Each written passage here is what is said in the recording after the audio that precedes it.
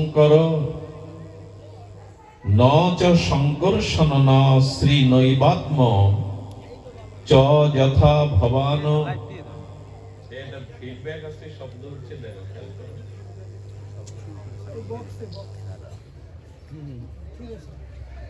ভগবান শ্রীকৃষ্ণ যিনি সরাট বিভু চৈতন্য সচ্চিদানন্দময়, সর্বোপরি তিনি স্বাধীন সরাট বিভু চৈতন্য এবং অক্ষর অদ্বয় পরম ব্রহ্ম হয়েও ভক্তি এবং শুদ্ধ ভক্তের কাছে ভগবান পরাধীন। যিনি অখণ্ড পরতত্ত্ব সরাট বিভু চৈতন্যময়, যিনি অনন্ত অনন্তন্ত, যিনি সেই স্বয়ং ভগবান শুদ্ধ ভক্তি এবং শুদ্ধ ভক্তের কাছে পরাধীন, অধীনস্থ স্বীকার করেন। তিনি নিজ মুখে শ্রীমুখেই বলেছেন, অহং ভক্ত পরাধীন। আমি স্বাধীন সরাট বিভু চৈতন্য হয়েও অহং ভক্ত পরাধীন, আমি ভক্তের কাছে পরাধীন। আমি গিরিরাজ গোবর্ধন কনিষ্ঠ অঙ্গুলিতে ধারণ করার ক্ষমতা রাখি, সক্ষমতা রাখি, এটা আমার কাছে, আমার ঐশ্বর্যের কাছে কিছুই নয়। ছোট্ট শিশু যদি ছোট্ট একটি ছত্র বা ছাতা ধরে, এটা কঠিন নয়। কিন্তু মা যশোদার রঞ্জু দ্বারা বন্ধন কাটার শক্তি আমার নাই। আমি গিরিরাজ ধারণ করতে পারি, আমি অনন্ত ঐশ্বর্যময়, অনন্ত সর্বশক্তিমান তত্ত্ব, কিন্তু মা যশোদার বাৎসল্য প্রেমের রঞ্জু দড়ি কাটার ক্ষমতা আমার নাই, কারণ আমি ভক্তের অধীন। স্বয়ং ভগবান ভক্তের অধীন। ভগবান এও বলেছেন, মানুষের যদি জীবন না থাকে, জীবাত্মা না থাকে, সে যেমন মৃত। গোবিন্দ বলছেন, ভক্তই আমার জীবন। ভগবান বলছেন, ভক্তই আমার জীবন। ভগবান এও বলেছেন, ভক্ত ব্যতীত এই জগতে আমার কেউ প্রিয় নাই। আহা, ভক্ত ব্যতীত এই জগতে আমার কেউ প্রিয় নাই। কেমন নাই? নিজ মুখে বললেন, ন তথা আমি প্রিয়তম আত্মজনীন শঙ্কর। হে উদ্ধব, তুমি শোনো, আমার ভক্ত আমার কাছে যত প্রিয়, অতীব প্রিয়, আমার পুত্র আমার কাছে তত প্রিয় নয়। ভগবানের নাভিকমল থেকে জাত প্রজাপতি ব্রহ্মাও ভগবানের এত প্রিয় নাই যতটা ভক্ত তার প্রিয়। এবং শঙ্কর শঙ্কর্ষণ ভগবান শিবও আমার কাছে অতটা প্রিয় নয় যতটা আমার ভক্ত আমার কাছে প্রিয়। আত্মজনী শঙ্কর, শুনবে উদ্ধব, আমার প্রিয়তমা লক্ষ্মীও আমার কাছে এতটা প্রিয় নয় যতটা ভক্ত আমার কাছে প্রিয়। ভক্তবৎসল ভক্ত ভিন্ন নাশকারী নৃসিংহদেব যখন তেজমূর্তিতে প্রকট হয়েছিলেন, সমগ্র পৃথিবী নৃসিংহদেবের তেজদীপ্ত অগ্নিতে যেন পৃথিবী পুড়ে ছারকার হয়ে যাওয়ার অবস্থা। দেবতারা শঙ্কিত হলেন, ব্রহ্মাদি দেবগণ এসে স্তুতি করতে লাগলেন, কিন্তু নৃসিংহদেবের সেই ক্রোধ তেজ তারা প্রশমিত করতে না পেরে কমলা দেবী লক্ষ্মীকে সামনে পাঠালেন, কিন্তু লক্ষ্মীর দিকে ফিরেই তাকাননি ভগবান। যখন বাৎসল্য প্রেমের প্রহ্লাদ ভক্ত মৃদুমন্দ এসে ভগবান নৃসিংহদেবের কোলের কাছে এলেন, ভগবান নৃসিংহদেব বড় আদর করে বড় প্রেম ভাবে প্রহ্লাদকে কোলে তুলে নিয়ে যখন মুখের দিকে তাকালেন, প্রহ্লাদের বাৎসল্যময় ভক্তের মুখ দেখে ভগবানের তেজ, তার ক্রোধ প্রশমিত হলো। তিনি প্রহ্লাদকে জিহ্বা দিয়ে লেহন করতে লাগলেন। নৃসিংহদেব হিরণ্যকশিপুর যে নখাগ্র দিয়ে তার উদরকে ভেদ করেছিলেন, নৃসিংহদেব কি করছেন? হিরণ্যকশিপুর নাড়িটা চুষছেন। ভগবান প্রেম ছাড়া কিছু গ্রহণ করেন না। তো কেন তিনি প্রহ্লাদ পিতা হিরণ্যকশিপুরের নাড়িটা চুষছেন? ভগবান কি বললেন জানেন? যার ঔরসে প্রহ্লাদের মতো এত ভক্তিমান ভক্তের জন্ম হয়েছে, না জানি তার নারীর মধ্যে কি প্রেম ভক্তি আছে, তাই তিনি আস্বাদন করতে শুরু করলেন। ভগবান প্রশমিত হলেন, স্নেহবৎসল ভগবান লেহন করতে লাগলেন জিহ্বা দিয়ে প্রহ্লাদের শ্রীঅঙ্গ। কতটা প্রিয়, লক্ষ্মী দেবীও সামনে তার দৃষ্টিতে আসেনি। ব্রহ্মাও তার প্রিয় নয় যতটা প্রিয় তার ভক্ত। এবং প্রহ্লাদকে কোলে ক্রিয়া করতে দেখে, আনন্দে উচ্ছ্বসিত দেখে ভগবানের মনে একটা লোভ এলো। ভক্তকে দেখে, আচ্ছা কোলে ওঠায় আনন্দ বেশি না কোলে নেওয়ায়, কোলে নেওয়াতে আনন্দ বেশি না কোলে ওঠাতে আনন্দ বেশি? কোলে ওঠাতেই আনন্দ বেশি। প্রহ্লাদ যখন ভগবানের করুণা ঘন নৃসিংহদেবের কোলে বসে আর হাত পা তিনি ছোড়াছুড়ি করে প্রেম আনন্দ প্রকাশ করছেন, পরমানন্দে যখন তিনি আনন্দে যেন খেলছেন, ভগবানের তখন লোভ হইল, কোলে নেওয়ার থেকে কোলে ওঠাই যে এত আনন্দ, এই স্বাদ তো আমার পাওয়া হয়নি কখনো। এর আগে আমি মৎস্য, কুর্ম, বরাহ, নৃসিংহ অবতারে এসেছি, কিন্তু মায়ের কোল আলো করে, মায়ের স্নেহ বৎসল সন্তান হয়ে আমি তো কোলে উঠে দেখিনি যে কি আনন্দ। ভগবান তখন স্মরণ করলেন, এরপর যতবার জগতে আবির্ভূত হব, কোন ভক্তিময়ী মায়ের কোল আশ্রয় করে আমি এই স্বাদ নেব যে কোলে ওঠাতে কত আনন্দ। তো ভগবান তার ভক্তই জীবন, ভক্তই তার একমাত্র প্রিয়। আর এই সকল ভক্তগণের মধ্যে তার অতীব প্রিয় ব্রজের ব্রজবাসীরা, ব্রজ সুন্দরী গোপীরা। আমি জানি না কেন একটু ব্রজের কথা বলতে স্বাদ হচ্ছে। নরসিংদী থেকে যেসব ভক্তরা কত দূর থেকে এসেছেন, তারা ছুটে এসেছেন, মনে হয় শ্রী গুরু মহারাজ, শ্রী গ্রন্থরাজ, অভিন্ন ভাগবত। আচ্ছা, ভাগবত কথাতে ব্রজের কথা কেন আসবে? সনাতন হিন্দু ধর্মে, সনাতন বৈদিক সভ্যতায়, সনাতন ধর্মে যত গ্রন্থ আছে, কেবল দুটি গ্রন্থে শ্রীমৎ এই কথাটি আছে, শ্রীমৎ। আর কোন গ্রন্থে এই বিশেষণ দেওয়া হয়নি। শ্রীমৎ ভগবত গীতা, শ্রীমৎ ভাগবত, শ্রীমৎ ভাগবত আর শ্রীমৎ ভগবত গীতা। অন্য কোন শাস্ত্রে দেখবেন শ্রীমৎ এই শব্দটা উল্লেখ হয়নি। শ্রীমৎ ভগবত গীতা ভগবানের মুখনিসৃত দিব্য চিন্ময় বাণী।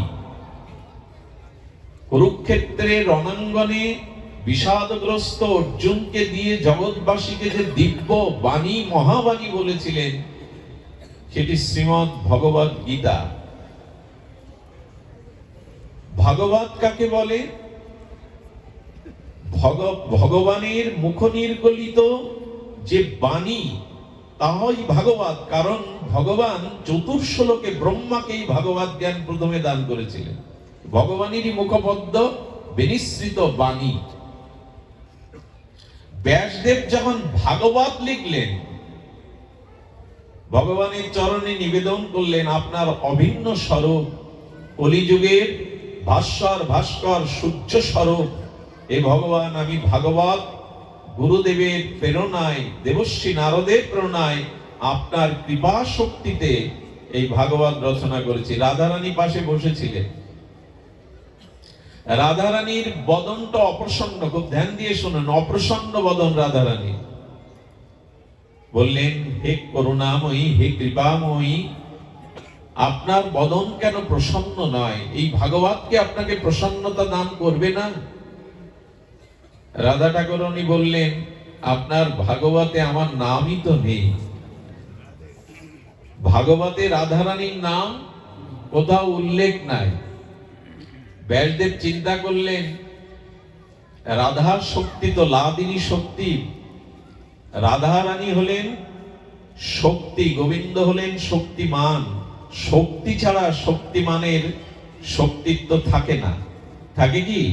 শক্তি দেয় বলেই তো তুমি শক্তিমান, ধন আছে বলেই তো তুমি ধনবান, রূপ আছে বলেই তো তুমি রূপবান।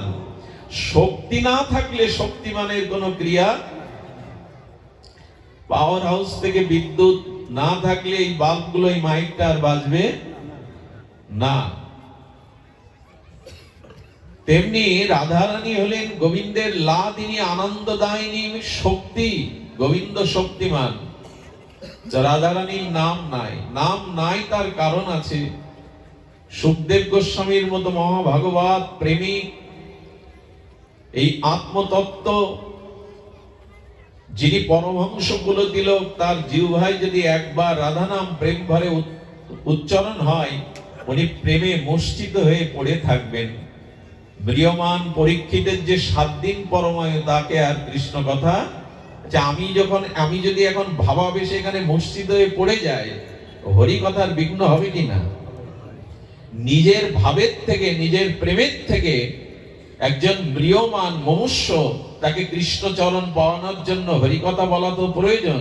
এই জন্য রাধা নাম উনি মুখে নিচ্ছেন না। তো ধ্যান দিন, রাধারানী অপ্রসন্ন হলে, কারণ কে রাধারানী? একটু ধ্যান দিয়ে শুনুন কথাটি। কেন শ্রীমৎ ভগবত গীতা এবং শ্রীমৎ ভাগবতম, কেন এই শ্রীমৎ দেয়া হলো? এখানে শ্রীমন আছে, যেমন শ্রীমন নারায়ণ, শ্রীমন শব্দটা ব্যবহার হয়, শ্রীমন নারায়ণ। কিন্তু শ্রীমৎ এটা একমাত্র গীতাতে আর ভাগবতে ছাড়া অন্য গ্রন্থে প্রয়োগ হয় না। কেন হয় না? ভগবান সৃষ্টি স্থিতি প্রলয় করেন কিনা? সৃষ্টি স্থিতি প্রলয়ের অধিকর্তা ভগবান, কিন্তু সৃষ্টি স্থিতি প্রলয় অধিকারী ভগবানকেও যিনি কৃপা বা শক্তি দান করেন, ইনি রাধারানী। সৃষ্টি স্থিতি প্রলয়ের অধিকর্তাকে স্বয়ং ভগবান, কিন্তু ওনাকেও যিনি কৃপা এবং শক্তি দান করেন, যে শক্তি, যে কৃপা বলে ভগবানও জগৎ ভক্তকে পরিপাশন আনন্দ দেন, ইনি হলেন রাধারানী। তো সেই রাধারানীর নাম সরাসরি না থাকায় ব্যাসদেব তখন নামকরণ করলেন শ্রীমৎ ভাগবত। শ্রী অর্থেই হলো রাধা ঠাকুরানী প্রেমময়ী। শ্রীজি মানে, শ্রী মানেই মাধুর্যময়ী, প্রেমের অধীশ্বরী মহা ভাগবতী রাধারানীকেই শ্রী বলা হয়। শ্রী মানে মাধুর্য, শ্রী মানে সৌন্দর্য। এই জন্য রাধা নাম আগে দিতে হবে, নাহলে ভগবান প্রসন্ন হবেন না। কৃষ্ণ রাধা নয়, রাধা কৃষ্ণ। ভাগবত তাকেই বলে যাতে আগে, দেখবেন, আগে ভক্তের কথা হবে, তারপরে ভগবানের চরিত্র, ভগবানের লীলা হবে, তাকেই বলে ভাগবত। আগে ভক্ত চরিত্র, তারপরে, কেন ভগবানের চরিত্র আগে দিলে হতো না? রামায়ণে যেমন শুরু থেকে রামের কথা, গীতার শুরু থেকে যেমন ভগবানের কথা, তো ভাগবতের 9ম স্কন্ধ পর্যন্ত শুধু ভক্ত চরিত্র কেন? ভগবানের চরিত্র অত 10ম স্কন্ধে পড়ে কেন? ভগবানের প্রিয় ভক্ত, প্রিয়জনের কথা লীলা শুনতে ভগবানেরও ভালো লাগে। ছোট কথা বলি, যেখানে ভগবানের কথা হবে ওখানে ভক্তরা শ্রবণ করতে বসে, শ্রোতার আসনে ভক্ত বসে। আর যেখানে ভক্ত চরিত্র কথা কীর্তন হয়, সেখানে ভগবান শ্রোতা হয়ে সবার আগে। ভক্ত কথা ভগবানই শোনেন। ব্রজের গোপীরা ব্রজাঙ্গনাগণ, ব্রজ সুন্দরী তদিগণ, ব্রজবাসীগণ গোবিন্দের অতি প্রিয়, প্রাণাধিক প্রিয়। কারণ ব্রজের সকলেই ভগবানকে সর্বস্ব দিয়েছেন, যা ভগবানও দিতে পারেননি। দেহ ধর্ম, লোক ধর্ম, বেদ ধর্ম, লজ্জা, ভয়, মান, ব্রজবাসীরা কৃষ্ণের জন্য, তাদের সুন্দরের জন্য, তাদের প্রিয়তমের জন্য সর্বস্ব দিয়েছেন, কিছুই বাদ রাখেননি। গোবিন্দ কিন্তু কুল ছাড়তে পারেননি, গোবিন্দ কিন্তু ধর্ম ত্যাগ করতে পারেননি, কিন্তু গোপীরা কৃষ্ণের জন্য সবই ত্যাগ করেছেন। লোকধর্ম, বেদ ধর্ম, গৃহ ধর্ম, আত্মসুখ সব জলাঞ্জলি দিয়েছে। এটাই তো বলে সমর্পণ, এটাই তো বলে আত্মনিবেদন। আমরা পারিনি, আমরা ভগবানকে সর্বস্ব দিতে পারিনি, অর্পণ করতে পারিনি। আমার আমার বলে আমরা নিজেই জড়িয়ে ধরে রেখেছি। গোপীদের সর্বস্ব গোবিন্দ চরণে নিবেদিত। তোমার সুখের জন্য আমরা সব ত্যাগ করতে পারি, কিন্তু কোনো কিছুর জন্য তোমাকে বিন্দুমাত্র ত্যাগ করতে পারবো না। তো একটু উচ্চ কোটির এই ভাবনাটা অনুভব করুন। অহৈতুকী ভক্তির ভক্তের কাছে ভগবান বশীভূত, দ্রবীভূত, বিগলিত হয়ে যান। আর এই ভক্তদের সর্বোত্তম, অন্যতম রাধা ঠাকুরানী, শ্রীকৃষ্ণ প্রেমের পূর্ণ পূর্ণিমা, শ্রীকৃষ্ণ প্রেমের পূর্ণ প্রতিমা, শ্রীকৃষ্ণ প্রেমের ঘনীভূত প্রেমময়ী, ভাবময়ী, লাদিনী মূর্তি রাধা। সেই রাধা রানী গোবিন্দের কত প্রিয়, তার প্রেম অধীনতা গোবিন্দ কিভাবে স্বীকার করেছেন, গীত গোবিন্দ কবি জয়দেব তুলে ধরেছেন। এই শ্লোকটি বড় আদরের, এই শ্লোকটি একটু ধ্যান দিয়ে শ্রবণ করুন। রাধারানী গোবিন্দের কত প্রিয়, এই শ্লোকটি গীত গোবিন্দে ভক্ত রসিক কবীন্দ্র কবি জয়দেব লিখতে পারেননি, লিখতে গিয়ে থেমে গিয়েছিলেন। কিন্তু জয়দেবের রূপ ধরে স্বয়ং ব্রজেন্দ্র নন্দন, অরিন্দম মনোহর, ত্রিভঙ্গ মুরারি গোবিন্দ নিজে হাতে লিখে দিয়ে গেছিলেন গীত গোবিন্দের এই শ্লোক। ভগবানের নিজে হাতে লেখা এই শ্লোক। রাধারানী মানবতী হলে মানিনী রাধারানী, মানবতী রাধারানীর মান প্রসাদনের জন্য গোবিন্দ রাধারানীর চরণের কাছে বসে পড়তেন। সমপর্যায়ে বসতেন না, রাধারানীর চরণে বসতেন। চরণে বসে চরণের দিকে দৃষ্টি দিত গোবিন্দের। প্রেমময়ী ভাবময়ীর চরণ দুখানা গোবিন্দ প্রথমে হাতে তুলে নিতেন। করপল্লবে প্রেমময়ীর চরণ দুখানা দেখতে দেখতে গোবিন্দের চোখ ঝাপসা হয়ে যেত। বিন্দুবন্ধ প্রেমশ্রু রাধারানী প্রেমময়ীর চরণে পতিত হতো। গোবিন্দ চরণ দুখানা নিয়ে হাতে নয়, মাঝে মাঝে আপন বক্ষে চেপে ধরতেন। একে অনুরোধ করি, এখানে রাধারানীকে কোন রক্ত মাংসের কোন যুবতী রত্ন কল্পনা করে একথা শুনবেন না। রাধারানী কোন যুবতী রক্ত মাংসের আমাদের মতো জড়া প্রকৃতির শরীর নয়। কৃষ্ণ প্রেমটাই রাধা। তারা দুই নয়। অগ্নি এবং তার দাহিকা শক্তি যেমন ভিন্ন করা যায় না, জল থেকে যেমন শীতলতা আলাদা করা যায় না, অগ্নি থেকে তার তাপ যেমন আলাদা করা যায় না, চিনি থেকে যেমন তার মিষ্টতা আলাদা করা যায় না, গোমাতার দুগ্ধ যেমন তার রং শ্বেতশুভ্র সাদা রংকে আলাদা করা যায় না, তেমন গোবিন্দ থেকে রাধারানীকেও ভিন্ন ভাবা যায় না। তো সেই রাধারানীর চরণ দুখানা গোবিন্দ হৃদয়ে নিয়ে কি বলছেন, কবি জয়দেব লিখতে পারেননি, গোবিন্দ নিজে হাতে গীত গোবিন্দের পাতায় লিখেছেন। তমস্বী মম জীবনম, হে রাধে তুমি আমার জীবন। গোবিন্দের কিন্তু কপটতা করে আমাদের মতো বানানো কথা নয়। রাধারানীর চরণ দুখানা আপন বক্ষে ধরে শ্রী গোবিন্দ বলছেন, তমস্বী মম জীবনম, হে রাধে তুমি আমার জীবন। ভক্ত তার কাছে কত প্রিয়। প্রেমাধীন ভক্ত বলছেন, তমসি মম ভূষণম, হে রাধে তুমি আমার ভূষণ। একটা সতী রমণীর, সাধ্বী রমণীর যেমন শাখা সিঁদুর তার ভূষণ, গোবিন্দ বললেন হে রাধে তমসি মম জীবনম, তমসি মম ভূষণম, তমসি মম ভব জলাধিরত্নম। হে রাধে সমুদ্র যেমন বুকে রত্ন ধারণ করে বলে তার নাম রত্নাকর, তেমনি এই প্রেম সরোবরে রাধারানী তুমি আমার রত্ন, জলাধি রত্নম। এর পরের কথাটা গীত গোবিন্দে গোবিন্দ লিখছেন, সর খরড সর গরল খণ্ডলং মম শিরোষি মণ্ডলং দেহি পদ পল্লব মৌদারাম। হে রাধে তোমার এই চরণ কমল পল্লব তুমি আমার মস্তকে ধারণ করে আমাকে শীতল করো। কেন বলছেন স্বয়ং ভগবান? কোন রমণীর চরণ তিনি মাথায় নিচ্ছেন না, বুকে নিচ্ছেন না, তিনি প্রেমকে, শুদ্ধ ভক্তকে, ভক্ত পরাধীন ভগবান গ্রহণ করছেন। শ্রী গোবিন্দের চরণ কোটি চন্দ্র সুশীতলের মতো, যার চরণ চিন্তা করলে আমাদের হৃদয়ের তিতাব যন্ত্রণা প্রশমিত হয়, স্নিগ্ধ সুধা কিরণের পরশে শীতল হয়। যে ভগবানের চরণে কোটি চন্দ্র সুশীতল, সেই গোবিন্দ হৃদয়কে শীতল করার জন্য রাধারানীর চরণ মস্তকে ধারণ করছে।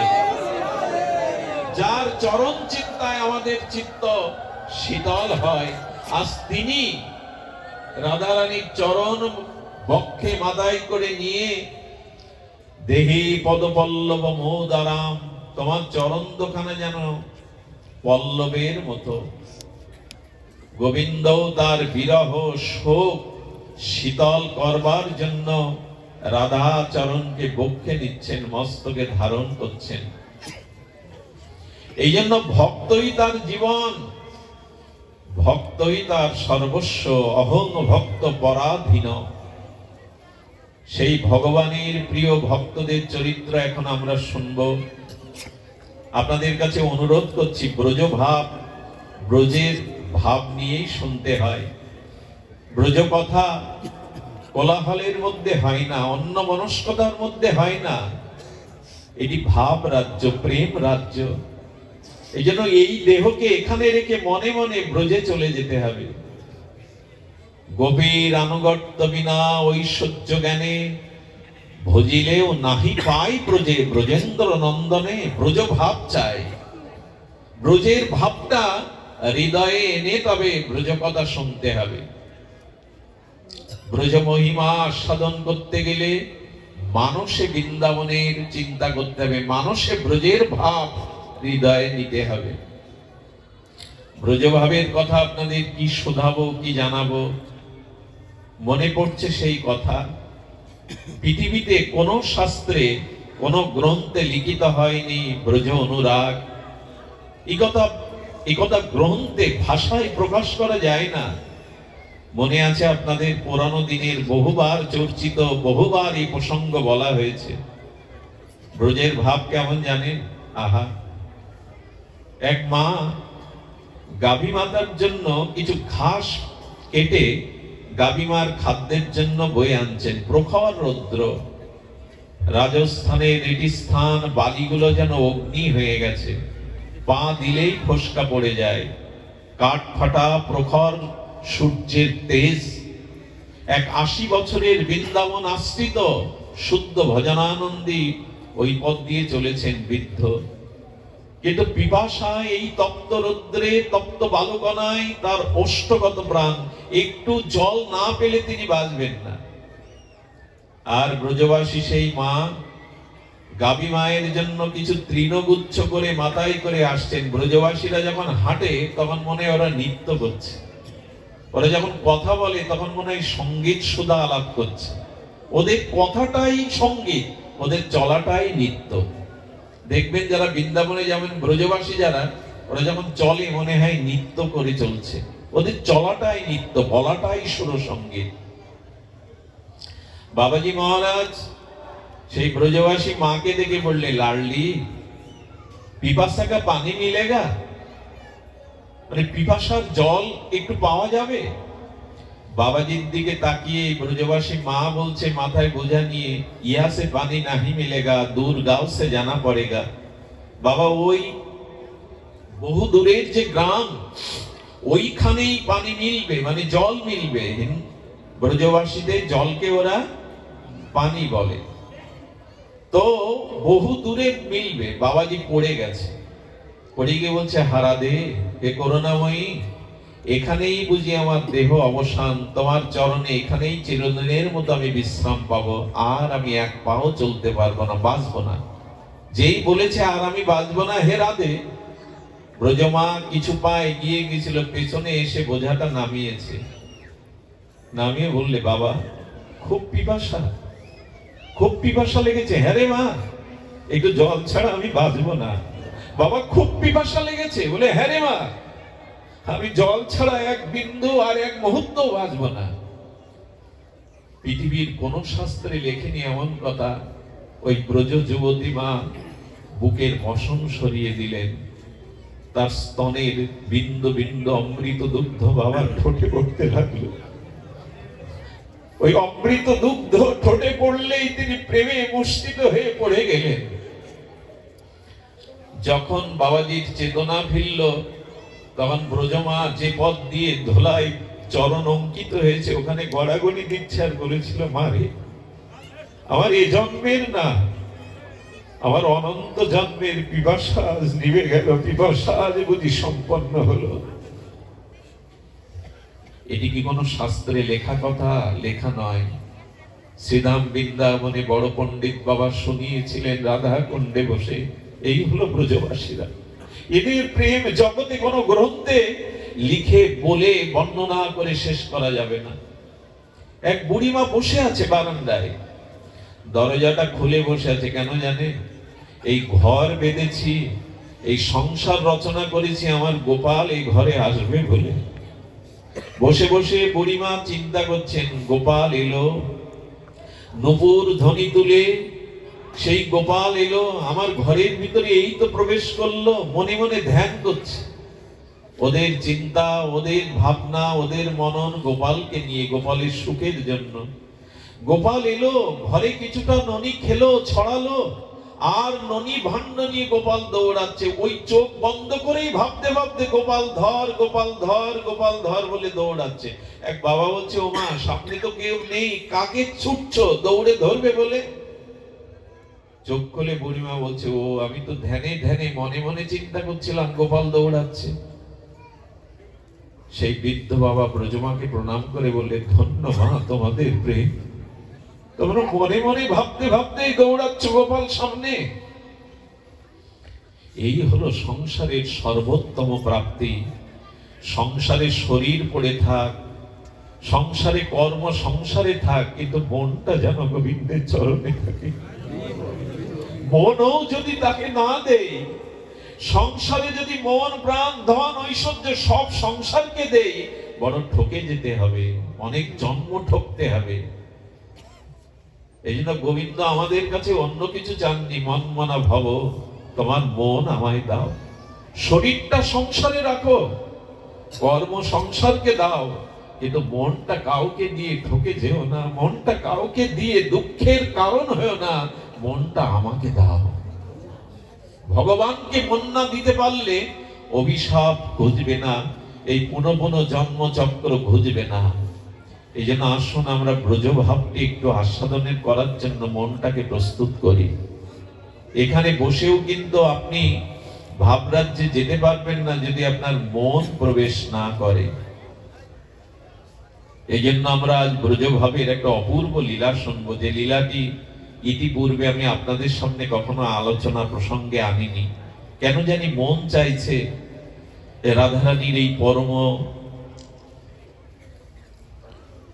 লীলাটি একটু আস্বাদনে কৃপা করুন, করুণা করুন, চরণ ধুলি দিয়ে সিক্ত করুন, যাতে ব্রজভাব, ব্রজ মাধুর্যকে হৃদয়ে ধারণ করে তার কথা, তার লীলা তিনি প্রকাশ করিয়ে নেন। জটিলার মন্দিরে নিভৃত কক্ষে বসে আর প্রভাতকালে বিষভানু রাজনন্দিনী প্রেমময়ী রাধা রানী ভাবছে। খুব ধ্যান দিন, এবার কথার দিকে ধ্যান দিতে হবে। মনে মনেই চলে যান শ্রীদাম বৃন্দাবনে জটিলার মন্দিরে নিভৃত কক্ষে প্রেম ভাববতী রাধা ঠাকুরানী প্রভাতে যেন কি ভাবছে। ওইখানে চলে যান, রাধারানীর মুখবদনটা, কোমল বদনটা, প্রেমময়ীর বদনটা দেখুন। ভাবছে কার কথা জানেন? শ্যাম সুন্দরের কথা। রাধারানীর স্বপনে, শয়নে, জাগরণে শ্যাম সুন্দরের সেবা ভাবনা ছাড়া, তার সুখ ভাবনা ছাড়া রাধারানী অন্য কোনো ভাবনা ভাবতে শেখেননি, জানেনও না। কেমন জানেন? নয়নে বচনে সকল কর্মে সকল মননে সকল হৃদয় তন্ত্রে রাধারানীর শ্যাম সুন্দরের মহিমা চিন্তন হয়, অনুরণন হয়। শব্দগুলোর দিকে ধ্যান দিন। নয়নে বচনে, রাধারানীর নয়ন শ্যাম সুন্দরকে ছাড়া জগতে আর কিছু দেখে না। রাধারানীর বচনে শ্যাম সুন্দরের কথা ছাড়া অন্য কথা বলে না, শ্যাম ছাড়া অন্য কথা বলে না। নয়নে বচনে সকল কর্মে সকল মননে সকল হৃদয় তন্ত্রে মঙ্গলময় গোবিন্দের ভাবনায় বাজে রাধারানীর, অন্য ভাবনা আসে না। রাধারানী নিভৃত কক্ষে জটিলার মন্দিরে বসে আর তিনি প্রভাতকালে ভাবছেন। এমন মুহূর্তে রাধারানীর স্বতন্ত্র চারজন প্রিয় সখী এলো। শ্যামলা, সরলা, মঙ্গলা এবং বিমলা। এরা কারা? এরা রাধারানীর স্বতন্ত্র সখী। স্বতন্ত্র মানে একটু ধ্যান দিতে হবে। আগেই বলেছি কোলাহলে ব্রজের মধ্যে যাওয়া যাবে না। মহাপ্রভু পর্যন্ত বৃন্দাবনে যাননি একবার। কেন জানেন? যার সাথে লোক হয় লক্ষ কোটি, বৃন্দাবনে যাওয়া নহে পরিপাটি। সনাতন বলেছিল প্রভু হই হুল্লোড় করে বৃন্দাবনে যাওয়া যায় না, একা যাও, পারলে একজনকে সাথে নিয়ে ভাবের মধ্যে দিয়ে যাও। আজকাল মানুষ বাসে করে শত শত লোক নিয়ে বেড়ানোর ভঙ্গিমা নিয়ে খেয়ে দিয়ে বৃন্দাবনে যায়, এতে কিছু পাওয়া যায় না। হ্যাঁ, বৃন্দাবনে গেলে একটা কৃপা হয় বটে, তবে মহাপ্রভুর নির্দেশ ওভাবে যাওয়া নাই। প্রেম নিয়ে যাও, বুকে হাহাকার নিয়ে যাও, চোখে জল নিয়ে ব্রজে যাও। ওখানে বেড়ানো ছাড়ানো হই হুল্লোড় খাওয়া দাওয়ার জন্য নয়। ওখানে চোখের জল নিয়ে নাও, ব্যাকুলতা নিয়ে যাও। ব্রজের রাখাল বলে দে রে, কোথায় আমার গোপাল? যমুনা, তুমি বলতে পারো এখন কোন লীলায় কোথায় আছেন? হে বৃক্ষগণ, তোমরা তো মনি ঋষি, তোমরা বলে দাও না রাধা মাধবের কোন লীলা কোথায় হচ্ছে? এই হাহাকার চাই, তৃষ্ণা চাই। বৃন্দাবনে কখনো হোটেলে ওঠা, হোটেলে খাওয়া, জামা কাপড় কাছানো, জামা কাপড় পরে ছবি তোলা, এটা বৃন্দাবন নয়, এটা প্রেমের রাজ্য। ওইখানের মহিমা হলো ধুলো মাখা, ব্রজের ধুলো মাখা। ওইখানে ধুলির বড় মহিমা, ওখানে ব্যাকুলতার মহিমা। রাধারানীর সম্মুখে শ্যামলা, বিমলা, সরলা, মঙ্গলা তার স্বতন্ত্র সখী। স্বতন্ত্র কেন জানেন? রাধা মাধব দুইজনকে ভালোবাসে সকলে, কিন্তু কৃষ্ণের থেকে অধিক ভালোবাসে যারা রাধারানীকে, এরা রাধারানীর স্বতন্ত্র সখী। যুগলকে ওরা ভালোবাসে, কিন্তু কৃষ্ণের থেকে যারা অধিক পরিমাণে রাধারানীকে ভালোবাসে, এরা রাধারানীর প্রাণ প্রিয় স্বতন্ত্র সখী। শ্যামলা, বিমলা, সরলা, মঙ্গলা এসে রাধারানীর সামনে দেখা দিয়েছে। রাধারানী ওদের দেখে প্রসন্ন বদনে বলছেন, শুদ্ধ ভক্তের দর্শন হলে আমার আজ দিন ভালো যাবে। তোরা এসেছিস, তোরা এসেছিস, আজ আমার দিন ভালো যাবে। একটা কথা বলি, প্রভাতে যদি সাধু দর্শন করেন, কোন প্রকৃত বিশুদ্ধ ভগবানের প্রিয় ভক্ত, সেদিন আপনার মঙ্গল যাবেই যাবে। আজ আমার দিন ভালো যাবে, আমি হরিভক্তের দর্শন পেয়েছি। রাধারানী জগৎকে শিক্ষা দিচ্ছেন, সকালে উঠেই সাধু দর্শন। আমার তো মনে হয় রাতে যদি আপনাদের মতো ভক্ত দর্শন হয় তো রাতটাও ভালো যাবে, হরিচিন্তায় যাবে। সাধু দর্শনেই শোক দূরে যায়, তাপ জুড়ে যায়, সংসারের মলিন জঞ্জাল বিষয় চিন্তা মন থেকে বিদূরতে হয় সাধু দর্শন করলেই। দর্শনে পবিত্র করো এই তোমার গুণ। গঙ্গা স্নান করলে পাপ যেতেও পারে, নাও যেতে পারে, আপনার শ্রদ্ধার উপরে নির্ভরশীল, কিন্তু সাধু দর্শনে মনের ময়লা যাবেই যাবে, চিত্ত শুদ্ধি হবেই হবে।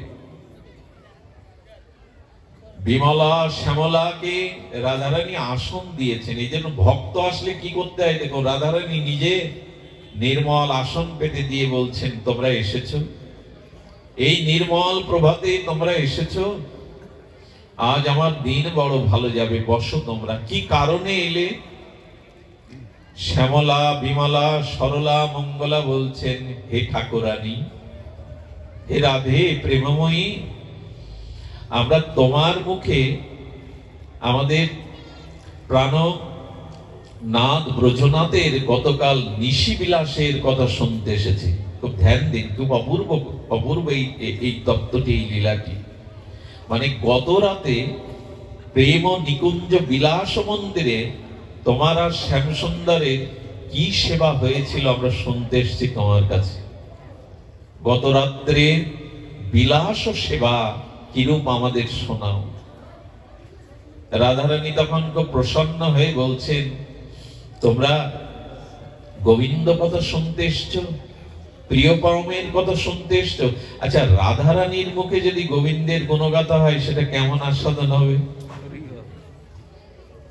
রাধারানী তো প্রেম দিয়ে গড়া, প্রেমময়ীর মুখ দিয়ে যদি শ্যামসুন্দরের তার প্রিয়তমের কথা হয় সেটা কেমন হবে? প্রিয়জনের কথা, যে যাকে ভালোবাসে তার কথাটা দেখবেন। বিদেশ থেকে খোকা চিঠি লিখেছে মায়ের কাছে, মা লেখাপড়া জানে না, পড়তে জানে না, গ্রামের মাস্টার মশাইয়ের কাছে ছুটি গিয়ে বলছেন, আমার খোকার চিঠিটা পড়ে শোনান না মাস্টার মশাই।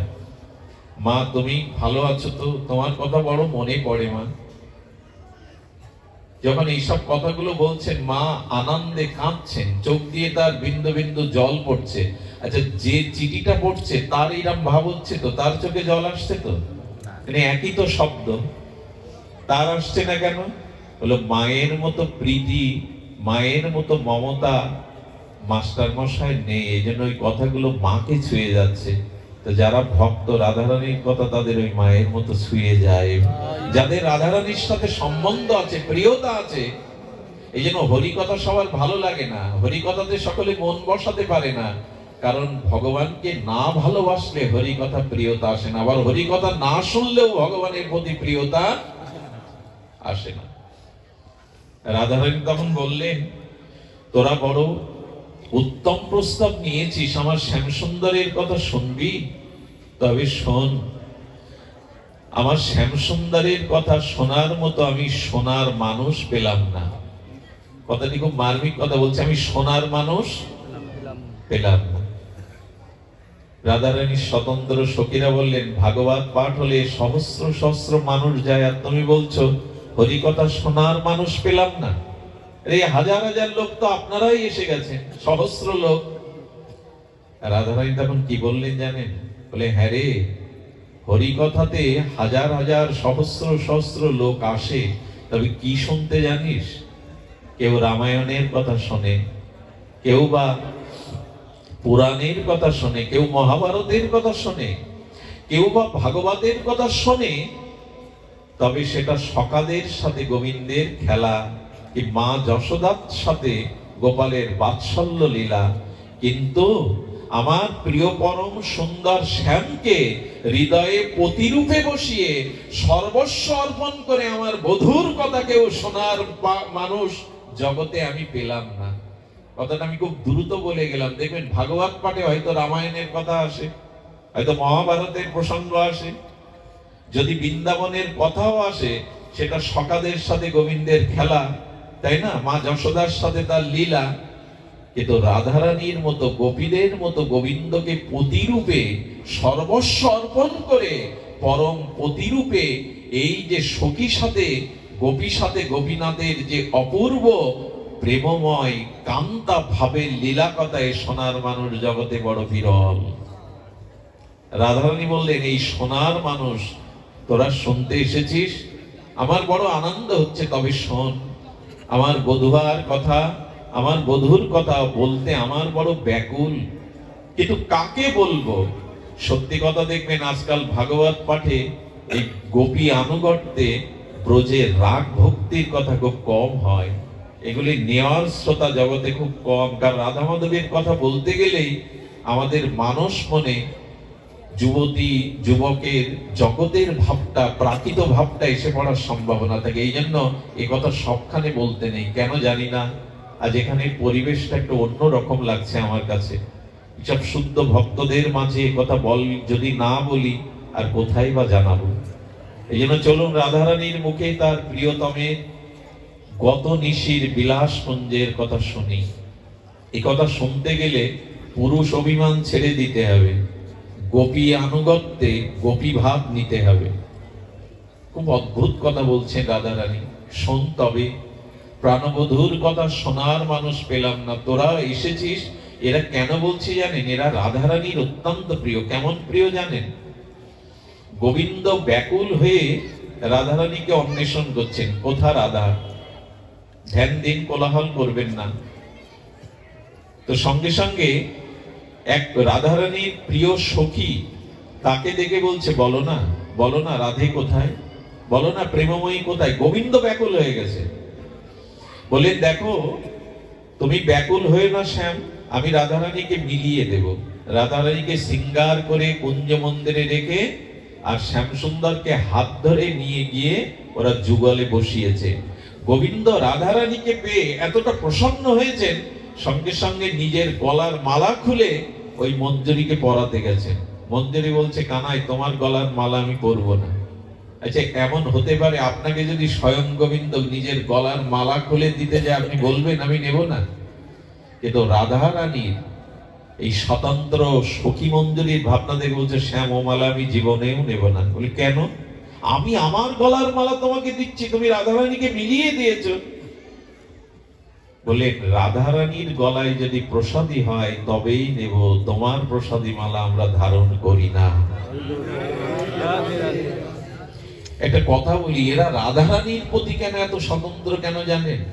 কোন কালেই কৃষ্ণ প্রেম পাবেন না যদি রাধারানী কৃপা না করে। আরে দেবেটাকে, শ্যামকে কে মিলিয়ে দেবে? শ্যামের কৃপা কে দেবে?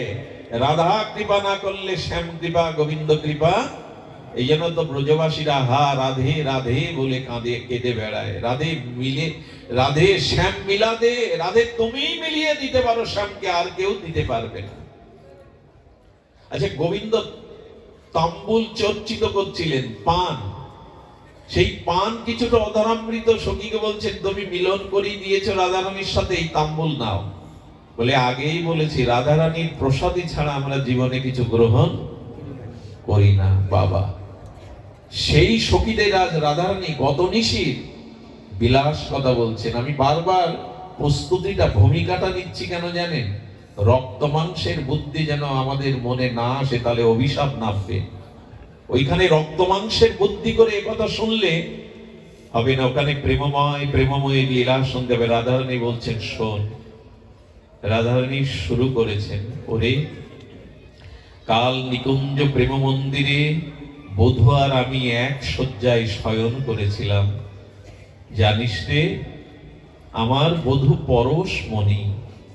রাধারানী বললেন, আমার বধূ পরশমণি। ওরে শ্যামলা, ওরে বিমলা, আমি এমন ছিলাম না, আমার এত অনুরাগ ছিল না।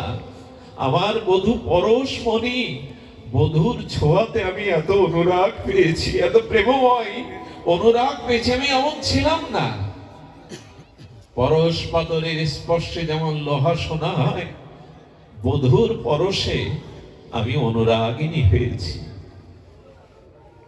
ভগবানের একটু সেবা, একটু প্রেম, একটু ভক্তি আমাদের কি করে জানেন? পরশ পাথরের মতো এই অঙ্গকে সোনা করে দেয়। কেমন জানেন? পুতনার লাশটাকে খন্ড খন্ড করে ব্রজবাসীরা চিতা জ্বালিয়ে দিয়েছিল, সেই চিতা থেকে এক দিব্য অপার্থিব দিব্য গন্ধ সমস্ত ব্রজকে, বাতাসকে আমোদিত করছিল। ব্রজবাসীরা বলছে, পুতনা রাক্ষসী, শিশু ঘাতিনী, পাপিয়সী, তার চিতা থেকে এই দিব্য গন্ধ আসছে কেন? পূর্ণমাসী দেবী বলেছিলেন, গোবিন্দকে কালকূট বিষ স্তনে করে পুতনা হত্যা করতে যায়, আর গোবিন্দ তার ওষ্ঠ দিয়ে, অধর দিয়ে পুতনার স্তনকে একটু স্পর্শ করেছিল। তাই গোবিন্দের অধর অমৃত স্পর্শে পাপিয়সী পুতনার দেহটা দিব্য সুগন্ধময় হয়ে গেছে, সেই সুগন্ধের বাতাস বইছে। রাধারানী বললেন, আমি এমন ছিলাম না রে, আমার এমন অনুরাগ ছিল না। বদর পরশমণির পরশে আমি অনুরাগিনী হয়েছি। একটি জিনিস দেখবেন, লজ্জার রং আলাদা হয়। কারো ভিতরে অনুরাগ, ভালোবাসা জন্মালে তার মুখ লাল হয়ে যায়, যায় না? অনুরাগের একটা রং আছে, খুব প্রীতি, খুব ভালোবাসা, খুব অনুরাগ ভেতরে দেখবেন মুখটা লাল হয়ে যায়। অনুরাগের একটা রং আছে। রাধারানী বললেন, বধূর পরশে আমি এমন ছিলাম না রে, এখন যেমন দেখছি আমার অনুরাগিনী হয়ে গেছে। রাধারানী বললেন, তার পরশ এই অনুরাগের ছোঁয়া পেয়েছে। আরো শুনবি তোরা? শুনুন আপনারা প্রাণ দিয়ে। বলে, জানিস বধূ আমাকে পালঙ্কে রাখেনি সারা রাত, বধূ আমাকে পালঙ্কে রাখেনি। কোথায় রেখেছিল জানিস? পালঙ্কে আমার কোমল অঙ্গ ব্যথা পাবে বলে বধূ সারা রাত আমাকে হৃদয়ে রেখেছিল, পালঙ্কে রাখেনি। আগেই বলেছি, একথা শুনতে গেলে বাইরের দৃষ্টি দূরে সরিয়ে দিন। রাধা কৃষ্ণকে এখানে রক্ত মাংসের কিছু ভাবলেই কিন্তু অভিশাপ নেমে আসবে, খুব সতর্ক হয়ে শুনতে হবে। রাধারানী বললেন, বধূ আমায় এত ভালোবাসে, আমাকে পালঙ্কে রাখেনি, সারা রাত আমাকে হৃদয়ে রেখেছে। হৃদয়ে রাখার জিনিস তো রাধারানী, আমরাই শুধু তাকে হৃদয়ে নিতে পারলাম না। এই হৃদয়ে আছে অনন্ত জন্মের ভোগ বাসনা, কামনা, কাম, ক্রোধ। গোবিন্দ বলছেন, প্রেমময়ীকে হৃদয়ে নাও, আর কিছু হৃদয়ে রেখো না, বাধা হয়ে দাঁড়াবে। হরি কথা কেন শুনতে হয় জানে? অনেক জন্মের আবর্জনা জমে গেছে হৃদয়ে। এটি হরিকথা কর্ণ দিয়ে হৃদয়ে প্রবেশ করলে ধুয়ে যাবে, মুছে যাবে। এই জন্য ভগবানের কথা ভক্ত সঙ্গে শুনতে হয়। এই জন্য এরা নরসিংদী থেকে চলে এসছে, কত দূর থেকে, কেন জানে? হরিকথা শ্রবণ করলেই অনন্ত জন্মের দুর্বাসনা যাবে, কাম বাসনা চলে যাবে। এখানে দেখবেন এখন যে পরিবেশ, এখন কেউ অসৎ চিন্তা করার ক্ষমতাও রাখে না। এর মধ্যে যারা বসেছেন না, যারা খুব একটু শ্রদ্ধা, বিশ্বাস, আনুগত্য নিয়েছেন হরিকথার, এর মধ্যে কোনো বিকার আসার সম্ভাবনা কারো নাই। এই জন্য সাধুমুখে হরিকথা জীবনের অন্যতম শ্রেষ্ঠ পাওয়া। ভগবানকে পাওয়ার থেকে সাধু সঙ্গে হরিকথা পাওয়া আরো শ্রেয়, আরো পরম। হরিকথা ভজন পাওয়াটা আরো পাওয়া। ওরে জানিস, সারা রাত বধূ আমায় বুকে করে রেখেছে। যেমন দেখবেন, সন্তান যদি প্রস্রাবাদি করে বিছানা ভিজিয়ে রাখে, অনেক মা তাকে বুকে করে সারা রাত কাটে, ওই ভিজে জায়গায় রাখে না। ভালোবাসে বলেই তো এমনটা হয়। রাধারানী বললেন, আমাকে পালঙ্কে রাখেনি রে, আমাকে সারা রাত হৃদয়ে রেখে দিয়েছে। এমনি করতে করতে কখন যে নিশি প্রহর, নিশি ফুরিয়ে গেল। ভোরের দীপ্ত আলোকে পূর্ব দিগন্ত যখন উদ্ভাসিত, তখন বধূ উঠল। বধূ আমাকে পালঙ্কে বসালো। বসিয়ে কি করলো জানিস? আপনারা ওখানে চলে যান, শ্যামসুন্দর জাবক হাতে নিয়েছে। জাবক মানে আলতা। আলতা হাতে নিয়ে এক হাতে রাধারানীর কোমল চরণ রেখেছে। শ্যামসুন্দর রাধারানীর পায়ে জাবক পরিয়ে দিচ্ছেন, আলতা পরিয়ে দিচ্ছেন। হাতটা কাঁপছে। কাঁপছে কেন জানেন? ওই চরণের এত মধুরিমা, ওই চরণের এত মহিমা। সাক্ষাৎ গোবিন্দ ঠাকুরানীর চরণ থেকে তার চোখে প্রেমের জল ঝাপসা হয়ে যাচ্ছে, গাটা কাঁপছে, আলতা ঠিক মতো পরাতে যাচ্ছে না। বারবার চোখের জল মুছে আলতা রাঙায় রাঙিয়ে দিল রাধারানীর কোমল চরণ। যদি কখনো রাধারানীর চরণটা একবার চিন্তা করতে পারে, চিত্তে প্রেম দেখা দেবে, ভক্তি দেখা দেবে। ওই চরণে আলতা পরিয়ে দিলেন। রাধারানী তখন বললেন শ্যামলাকে, আলতা পরাতে পরাতে বধূ কি করলো জানিস?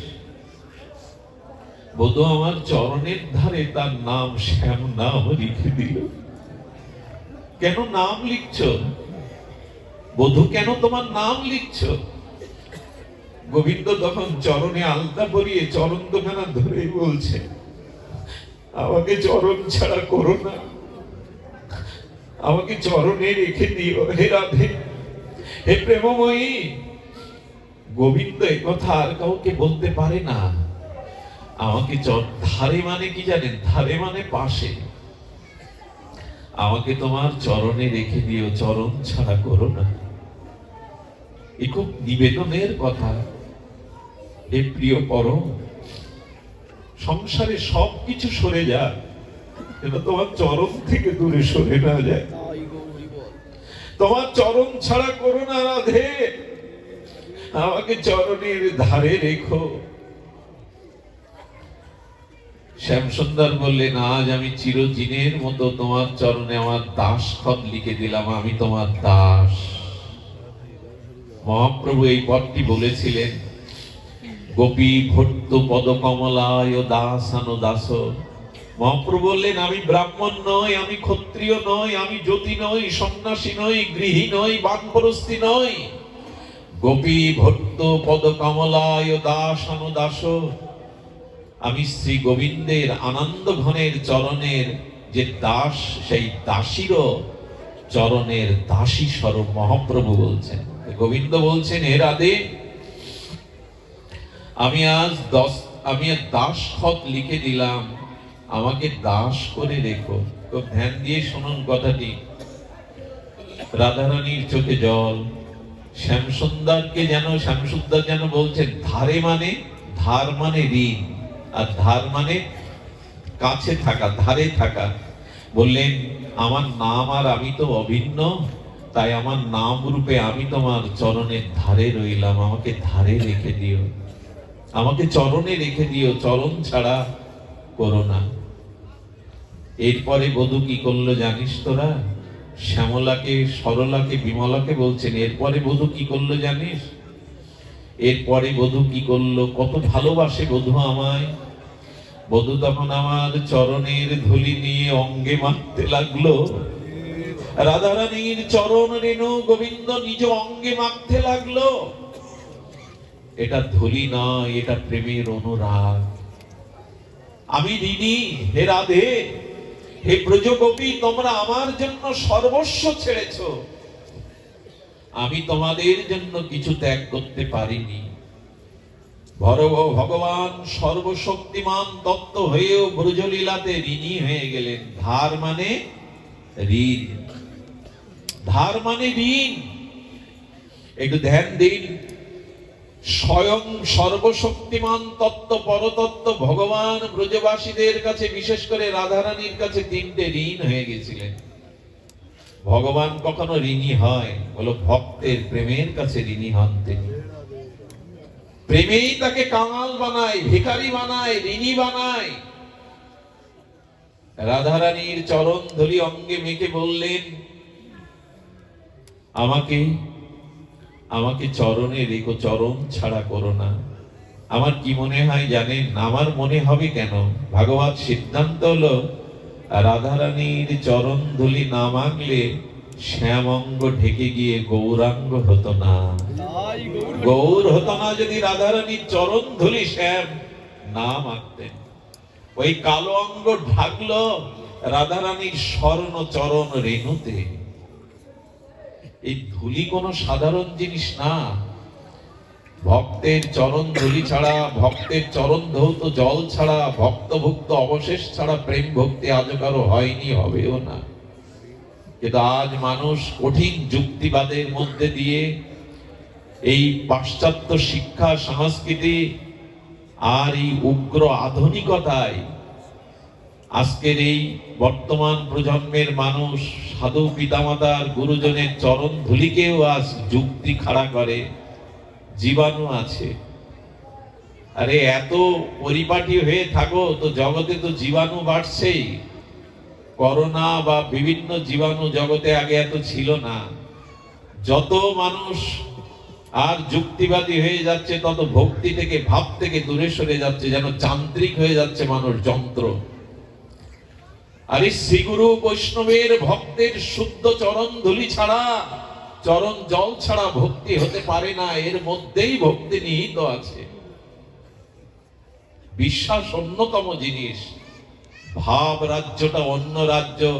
সবকিছু যুক্তি দিয়ে মাপতে যাবেন না, সবকিছু যুক্তি দিয়ে হয় না। মা বলে দেয়, খোকা এই তোর পিতা, এই তোর বাবা, এখানে যুক্তি খাটাতে যাবেন না, পরীক্ষা নিতে যাবেন না, ওই মায়ের কথাই বিশ্বাস করতে হবে, এইও তোমার পিতা। সব জায়গায় যুক্তি খাটে না। আজ আমরা বড় যুক্তিবাদী হয়ে গেছি। বৃন্দাবনে দেখেছি মহাত্মারা তো কাউকে চরণ ধুলি দেন না, তারা যে ধুলির পরে হেঁটে যায় ওইখানে ধুলি নিয়ে গড়াগড়ি দেয় তারা, যদি করুণা হয়, যদি কৃপা হয়।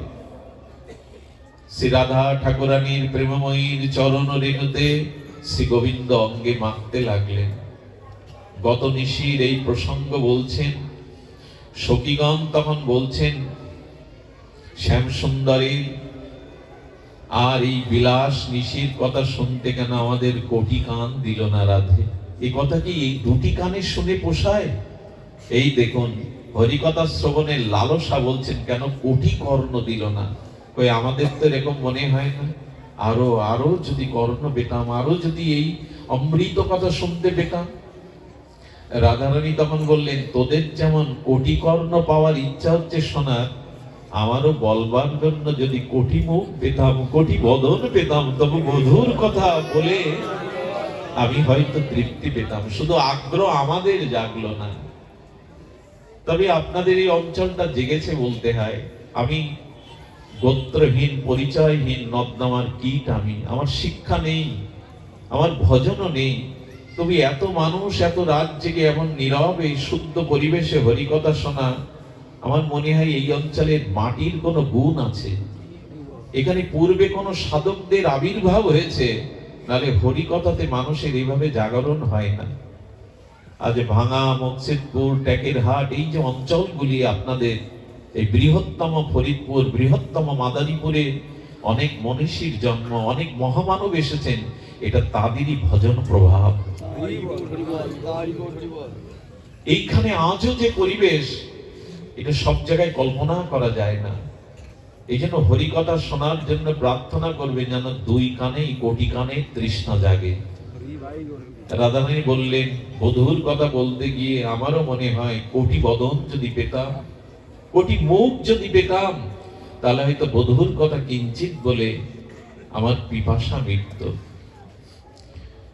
যেদিন এমনি শ্যামসুন্দরের কথা বলতে গিয়ে শ্যামসুন্দর বললেন, রায় আমাকে ধার, আমি ঋণ তোমার কাছে। তো সেই তিনটে ঋণী হয়ে গেছিলেন গোবিন্দ ব্রজবাসীদের কাছে। সেই তিন ঋণ শোধ করবার জন্য সেই ব্রজেন্দ্র নন্দন, ব্রজের কানায় আমার নবদ্বীপে শচী সিন্ধু গর্ম আজে গৌর হয়ে এলেন। কোন সেই তিনটি ঋণ, এটি বলেই আজ পাঠ বিশ্রাম রাখছি। শ্রী রাধায়া প্রণয় মহিমা কি দিশ। আহা, স্বরূপ দামোদরের কষ্টার এই বিখ্যাত শ্লোক, শ্রী রাধায়া প্রণয় মহিমা কি দিশ। অর্থাৎ রাধারানীর প্রেমটা কিরূপ, এটা কৃষ্ণ বলছেন আমার জানা হয়নি। রাধারানীর প্রেমটা কিরূপ? শ্রী রাধায়া প্রণয় মহিমা কিদিশ বানাইয়ে বা সাধ্য আসাধ্য যেন অদ্ভুত মধুরিমা কিদিশ বা মদিয়া। রাধারানীর প্রেমটা কেমন? রাধারানী আমাকে ভালোবেসে সর্বস্ব অর্পণ করে আমার কিরূপ মাধুর্য আস্বাদন করেছেন, আমার ওটা আস্বাদন করা হয়নি। সক্ষং চাস্যাং মদন ভবত কিদিশ বেতি লোভাত তৎ ভাব ভাড্য সমজনী শচী গর্ভ সিন্ধু হরিন্দু। এই তিনটি লালসা, এই তিনটি পিপাসা গোবিন্দের ব্রজে পূরণ হয়নি। কি সেটি? শ্রীরাধার প্রণয় মহিমা কেমন, রাধারানী যে গোবিন্দকে ভালোবাসে এই প্রণয়টা কেমন, এটা গোবিন্দের বোঝা হয়নি, উনি জানতে পারেননি। আর শ্রীরাধা আমার অদ্ভুত মাধুর্য আস্বাদন করে কি সুখ পেয়েছে, এটা আমার পাওয়া, আমার মাধুর্য দর্শন করে রাধারানী কি সুখ পেয়েছে, এটা আমার পাওয়া হয়নি। এবং সেই যে আমার প্রতি তার প্রেম, প্রীতি, মাধুর্য, এই সুখটাও কেমন, এটা আমার আস্বাদন হয়নি। এই তিন ঋণ পূরণ করতে, এই তিন স্বাদ পূরণ করতে উনি নবদ্বীপে শচী সিন্ধু গর্ভ মাঝে এলেন। কৈছন রাধা প্রেমা, কৈছন মধুরিমা, কৈছন ভাবেতি হবোধ। এ তিন বাঞ্ছিত ধন ব্রজে না হইল পূরণ, ভাবিয়া না পাইল ওর। ভাবিয়া দেখিল মনে শ্রীরাধার স্বরূপ বিনে, এ বাসনা পূর্ণ কভু নয়। তাই রাধা ভাব কান্তি ধরি, রাধা প্রেম গুরু করি, নদিয়াতে হলেন উদয়। রাধা ভাব কান্তি নিয়ে গৌর উদয় হলেন এই প্রেম আস্বাদনের জন্য। এই জন্য মহাপ্রভু এসে আর সেই রায় ঋণ শোধ করতেই বলেছিলেন, হে রাধে, তোমরা যেমন আমার জন্য সর্বস্ব ত্যাগ করেছো, আমি নদিয়ায় গিয়ে শচী সিন্ধু গর্ভ মাঝে অবতীর্ণ হয়ে আমিও সংসার সুখকে জলাঞ্জলি দিয়ে আমিও তোমাদের মতো চোখের জলে হা রাধে হা গোপী বলে কাঁদবো। আমি সারাটি জীবন হা রাধে হা গোপী বলেই কাঁদবো। এই জন্য অনুরোধ করব, সেই রাধা ভাবকান্তি নিয়ে মহাপ্রভু এসেছেন। আমরা মহাপ্রভুর নিতাই চরণ যদি আশ্রয় না করি, ওই রাজ্যে পৌঁছাতে পারবো না। কে জানতো রাধা রানীকে, কে জানতো বৃন্দাবনকে, কে জানতো রাধা প্রেমকে, কে জানতো নিকুঞ্জ মন্দিরের প্রেম সেবা, যদি গৌর না হতো কেমনে হইতো, কেমনে ধরিতাম দে রাধার মহিমা প্রেম রসসীমা, জগতে জানাতোকে যদি গৌর না হইতো। মধুর বিন্দা বিপিন মাধুরী প্রবেশ সাতরি সার, কে বা নিকুঞ্জ প্রেম মন্দিরে প্রবেশ করাতো যদি গৌর না হতো, নিতাই না হতো। যেন আমাদের বাঙালি সনাতনী হিন্দুদের জীবনে গৌর নিতাইকে আমাদের অবশ্যই হৃদয়ে ধন করে রাখা উচিত। নিতাই গৌর ছাড়া আমরা হরিনাম পেতাম না, ভাগবত পেতাম না, যুগল সেবা পেতাম না, শ্রীরাম বৃন্দাবনে রাধা তত্ত্ব জানতে পারতাম না। এটা নিতাই এবং গৌরের অবদান। এজন্য নিতাই গৌর চরণ আশ্রয় করেই আমাদের ভজন পথে অগ্রগামী। সত্যং সত্যং পুনঃ সত্যম সত্যমেব পুনঃ পুনঃ। পদ্ম পুরাণে কি শ্লোক দিচ্ছেন দেখুন, বিনা রাধা প্রসাদে নামাৎ প্রসাদন বিদ্যাতে, বিখ্যাত এই শ্লোক।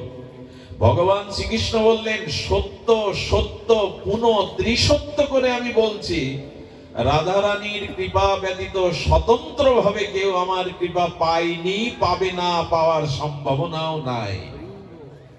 গোবিন্দ বলছেন সত্য সত্য পুনঃ সত্য করে বলছেন ত্রিসত্য। রাধারানীর কৃপা ব্যতীত স্বতন্ত্র ভাবে আমার কৃপা কোনো কালে পাওয়া যাবে না। গোবিন্দ বলছেন, যখনই কেউ রা উচ্চারণ করে আমি তার দিকে চেয়ে থাকি, এই জন্য যদি রাধা বলে আমি তার পেছনে ছুটে বেড়াবো। গোবিন্দ বলছেন আমি তার পেছনে ছুটে বেড়াবো কেন? বলে তাকে নিজেকে বিক্রি করে দেব বলে। যে রাধা বলবে আমি তার কাছে, গোবিন্দ বলছেন নিজেকে আত্মবিক্রয় করে দেব। তাই রাধা নাম, রাধা চরণাশ্রয় আমাদের জীবনে কেন জানে? রাধা হলো আশ্রয়। আচ্ছা, পুষ্কর যদি না থাকে, পুষ্করণী পুকুর, ওতে জল দাঁড়াবে? রাধারানী আশ্রয় তত্ত্ব, প্রেমের পুকুর, প্রেমের সাগর। কৃষ্ণ প্রেম অবগাহন করতে গেলে রাধারূপ আশ্রয়কেই আশ্রয় করতে হবে। আজ এইটুকুই। আপনাদের মঙ্গল হোক, সকলের কল্যাণ হোক। নরসিংদী থেকে দাদাদের পেয়ে আজ ব্রজকথা যেন প্রকাশ হলো। দূর থেকে যারা এসেছেন, দাঁড়িয়ে যারা রয়েছেন, সকলেই প্রসাদ পেয়ে গৃহকর্তাদের ধন্য করে যাবেন। শান্তদাকে